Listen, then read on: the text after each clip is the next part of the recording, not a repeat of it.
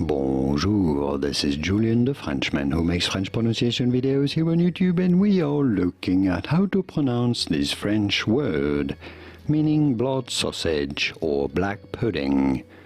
We're going to be looking at how it is said in French and how to say it in English as well. For reference, in France it is said as Boudin, Boudin, sometimes Boudin noir, meaning black.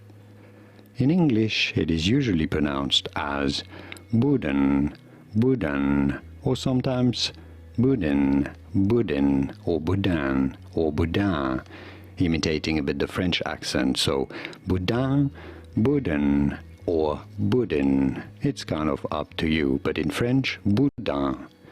Does that make sense? Did you get this? Was this any helpful? Let me know in the comments. Here are more videos on how to pronounce more food names, many from France but other countries as well, whose pronunciations aren't exactly always obvious. I'll see you there to learn more. Merci. Au revoir.